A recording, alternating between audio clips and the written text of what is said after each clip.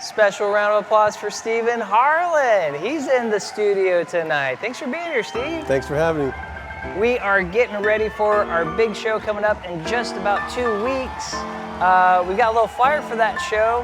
Yes, June 25th, 26th, and 27th. Stephen Harlan's gonna be here at the gallery downtown. The 25th is gonna be open to the public event. The 26th, we're actually doing something really special for you guys. We're actually doing a booze cruise. This is some footage from the last time we did this. We did this with Stephen Courtley, and we did a collaboration. You guys loved it, said you wanted to do it again. For Harlan's booze cruise, I'll be embellishing some of his limited edition pieces. Those are gonna be, in my mind, a true unique. Some of you guys have seen those before.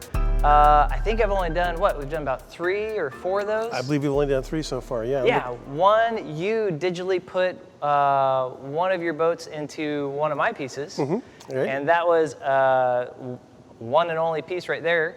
And then I did an embellishment of a moon into one of your pieces, and then we also did lightning into one of your pieces. Mm-hmm. So I think we're gonna do something like that again. And for you guys that don't know Steve's process, I just wanted to have you share a little bit more about it. There's just something right here. Yeah, that's a piece, it's a fairly large piece. Again, all my pieces are just from imagination. They're not non-existent boats, non-real places. This is kind of a unique perspective. It's almost kind of looking up, you're on the water, looking up at the bow of these boats. It has a real tropical feel to it, real Caribbean, almost like Haitian art, where everybody kind of builds their boats out of every little piece of equipment they can find and put together. Nothing's the same. Everything's unique, but it's just, this is more about the color, the balance of color, and just really rich, bright, exaggerated colors. So one of the first times I ever went wow or whoa to your work, I was like, this is really cool. So you just come in here and you put a filter over that and you go in and... Not really, not at all. Not at all? Yeah, these are basically from basic sketches. I've been doing a lot, actually just plein air painting on the computer digitally. This one started with a sketch, starts with the center boat, and basically build the scene outward. Again, it's not real, so I really don't have anything, rules to go by. I can pretty much do what I want. I'm really accenting color. These are very exaggerated. You probably wouldn't see these lit like this in real life, but it's just rich, dripping color. That's what I like. Guys, this is what I love about Stephen's work and where I first started to go, whoa, what's going on here? It's his process. So there's a lot of artists that will kind of digitally collage stuff, take a whole bunch of photos, put them all together, throw some filters, and that's how they create a scene. Right. What I love about your work is the traditional process that you bring to it when you go to create it. And so, like you said, it starts with a sketch. Exactly. And yeah. most of these places are out of your mind or imagination. They're all imagination. None of them exist. One of the things I do is I don't create realistic places or actual factual places, because then I can do my own take on an idea. Sometimes it works, sometimes it doesn't. But I'm sure you can attest to the fact that for every piece I see hanging, I have hanging in the gallery, I probably have 2 or 3 or 4 that are unfinished on the shelf, or I have to come back and revisit, with fresh eyes. But yeah, I start with the basic sketch, block in the colors, and then what I can get, the advantage of painting digitally is I can zoom in like a 1/4 inch at a time. And so imagine the size of your little fingernail to be a 40-inch monitor. I could paint the reflection of this room technically on the drop of water on a leaf of a plant. So that kind of detail, which creates the photorealistic looking, even though hyperrealism. Hyperrealism, yeah, that's what I call hyperrealism. I can't do this with a brush. You go beyond that. It's hard. It would be hard. It would be almost impossible to do with a brush, I think, because I paint basically a pixel at a time. So when I'm looking at a computer monitor with painting these, it's basically the old-fashioned way, except I use an electronic brush. They don't make a pixel brush in my world. No. I create brushes from the width of one hair on up. Nope, sorry. That's awesome. I love that. Actually, I think we have a sketch. Roman, do you have any of the sketches of his work? We have like still, I believe. Yes, perfect. Yeah, this is a good example of where I started. I actually did two versions, one kind of at a slight angle, and I'm kind of getting known for the bow-on look of these boats, and so that's where I chose for this piece. I write notes to myself throughout during the sketching process about the mood of the piece and the lighting source and the basic general feel of what I want. You can see the sketches very resemble the actual final piece. Sometimes they do, sometimes they don't. But these are basic just to get position and composition and perspective. And then, again, I start painting a 1/4 inch at a time. I'll take a picture or take on my mind the center of the boat and basically work my way up and out. And so when I'm looking at the screen, it's nothing but a series of grids, 1 pixel at a time, each assigned a different color, a saturation, a hue, a contrast. So it's kind of trial and error, zoom in, zoom out. That's why these take so long to print or to actually create, because the process is very slow. It starts off very slow, and it's really hard to watch because it's one of those things where you don't see a lot in the first couple of weeks of the piece, but all of a sudden it starts taking a life of its own. And they do take a life of their own. Normally, pretty much every piece I've done has started out one way, and it seems to just take a life and just go one direction. You see it in your sketch. Yeah. You've got like 2 different drawings there, and then you hone in on one, and then you ran that direction.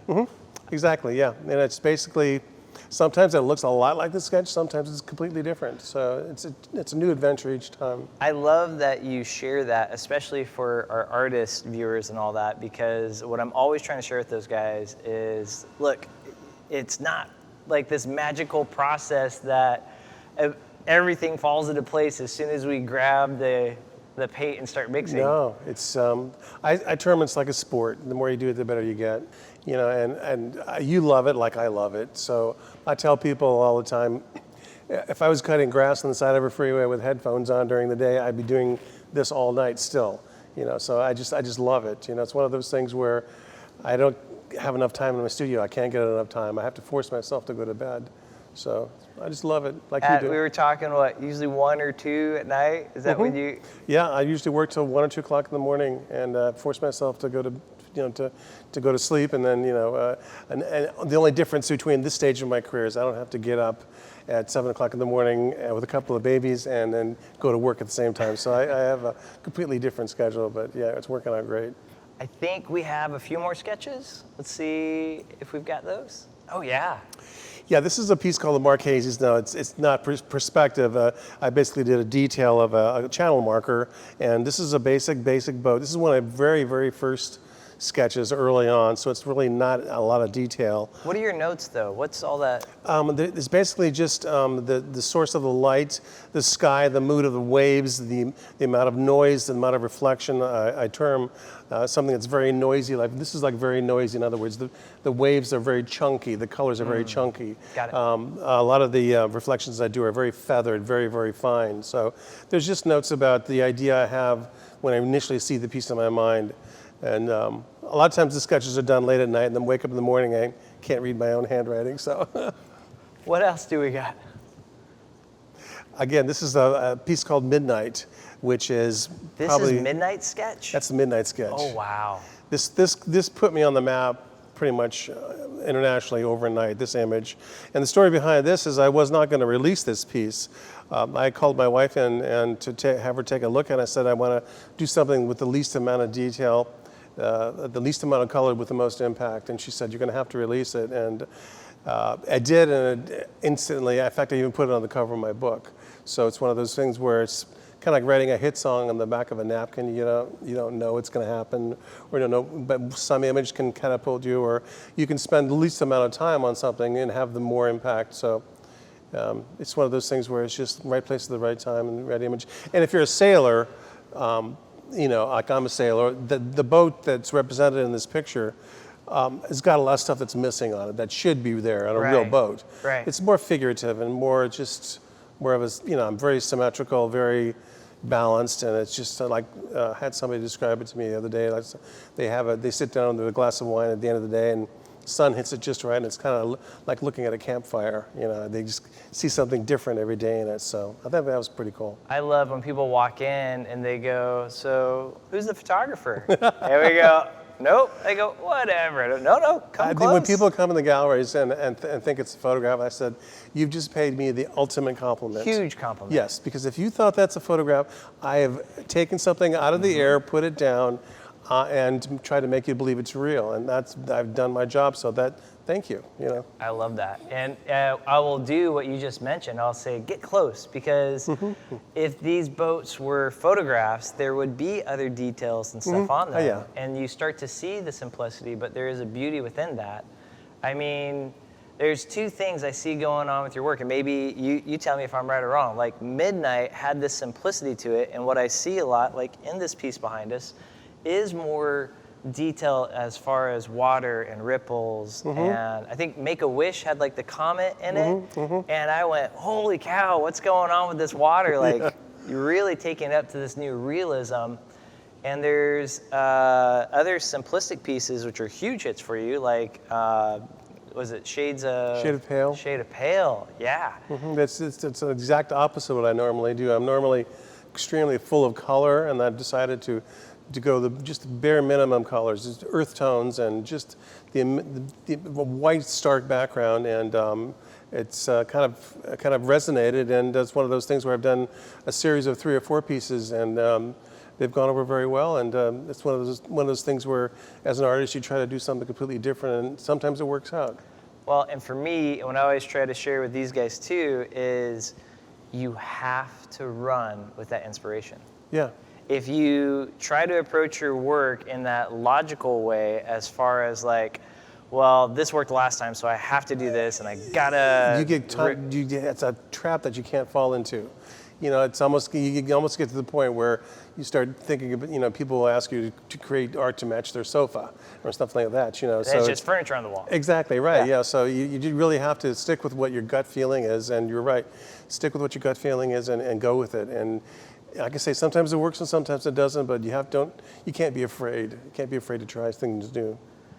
And don't worry, if you got a color palette or swatch, I can still match that color. But at the same time,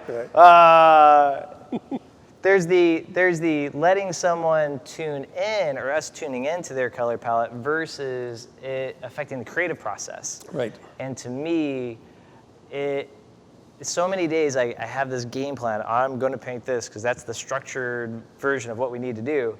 And then inspiration hits. Yeah. And what's crazy to me is you run off in some totally different direction. That's what's exciting about it. Yes. It never turns out like you initially planned. Yes. Which is like an unexplored adventure every time.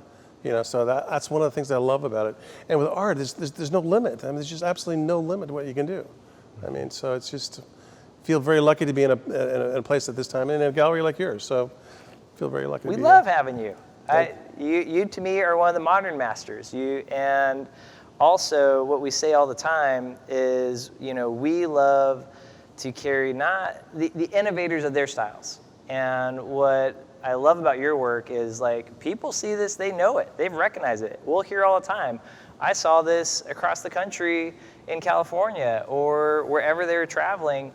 And from across the room, that's a Stephen Harlan. It stands out. I think you can attest to the fact that in the art world, you kind of do have to have your own look and your own style and your own identity. Realizing that it's not everybody's cup of tea, but to be recognized for your particular style is very, very rewarding. Very rewarding. I think everyone has it. Some people, I just want to encourage them to trust themselves and trust the inner gut. Because I think the hard part for some people is that vulnerability of putting yourself out there. And sure, rejection. Yeah. Yeah, I don't like it, or it's not good enough. Right. We've all been there. I mean, right. It's like if you have a thin skin, you shouldn't be in the art world. Oh, you're gonna have to toughen up, kid. And you're not alone. Right. We've all gone through it. That's true. If it was easy, everybody would do it. So just do what you love. I feel very fortunate, as you do, to be able to do something like this. And there's, like I say, there's not enough hours in the day for me. I would just paint continuously if I had enough energy. I think we have some of your new works, and so let's see what else we have here. What's this? This piece is called Best Friends. It's a brand new piece. It's a obviously a long vertical piece. Basically, the boats are just kind of tethered together, and it's just like they're best friends. It's quietly sitting there in the water. And I've always been a big fan of Croatian art, where the very mystical boats and seeing reflections of rocks through the water and the transparency aspect of these pieces. And I tried to do that with this piece, and it came out very, very pleasantly, like I really planned on it. And it's one of those things where it's very simple. There's really no horizon. You can't really tell where it begins and ends, which is I like that. It's kind of a mystery. So it's one of those things where it's just an experiment and it worked. Correct me if I'm wrong, but I started noticing you building in some stories since, I think it was like In It Together, or what was the piece where, I think it was your COVID piece, where it was a whole bunch. Alone Together. Alone Together, yes. And I just started noticing a little more, like that piece. Mm-hmm. It's not just about a boat and a place you want to be, but now there's a little backstory in there too. Right. Yeah, Alone Together was is the first piece I created when all this COVID stuff started, and it's basically just a bunch of identical boats floating in the water, and like I say, in a mystical sense, like the last piece. But all the boats are kind of facing different directions, like all our lives are. We're all in the same boat together. We're all alone together, but we're all looking different directions at the same time. So that was kind of my thought behind that. This just got good. All right. But that's what it's about. What I say again and again is you can walk into a gallery and you see a beautiful piece of art, and that's awesome. But when you can hear the story from the artist and you see that deeper meaning, that's what I mean so much. What's amazing to me is how many times we create that and people instantly resonate with that without even hearing the story. Right. And then as the story unfolds, all of a sudden, wow, I saw that too. Mm-hmm. That to me is fascinating. Yeah, and I put a lot of detail in the pieces that I will get called from collectors a year or two after they have the piece and just say, I just noticed this. I never noticed that before. And so that's what it's supposed to be in there. It's one of those things where I'll put something in that's really not supposed to be there, or leave something out that's supposed to be there. Just more of a mystery kind of a thing, So. Awesome, love it. What else? I think we were just, there we go. What do we got? That's called Let's Talk About This. It's kind of like these shrimp boats. Again, this doesn't make any sense. I mean, they're shrimp boats, and it's kind of like they're all kind of curling into each other, and let's talk about today. Let's talk about what we're going to do today, So it's almost like they have personalities, So that's really no backstory behind that other than it has the same similar reflection as the one that we hang, the one that's behind us now does talk about, or There's Just Something.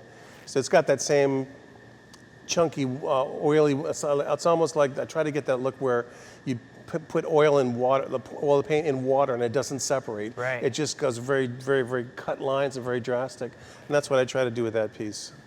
It's neat because you see the similarities to There's Just Something, but like, for me, I don't know how many moon pieces I've created, right? Mm-hmm. But they're all different. Yeah. So you can have kind of a composition that's similar, but there's so many different directions, colors, lighting, shadows. Just the background space. Right. The clouds, the stormy clouds, or the mysterious clouds, or the no horizon, or just different things that really don't make sense if you try to analyze it. And because it's not a practical, but it's just more pleasing to the eye.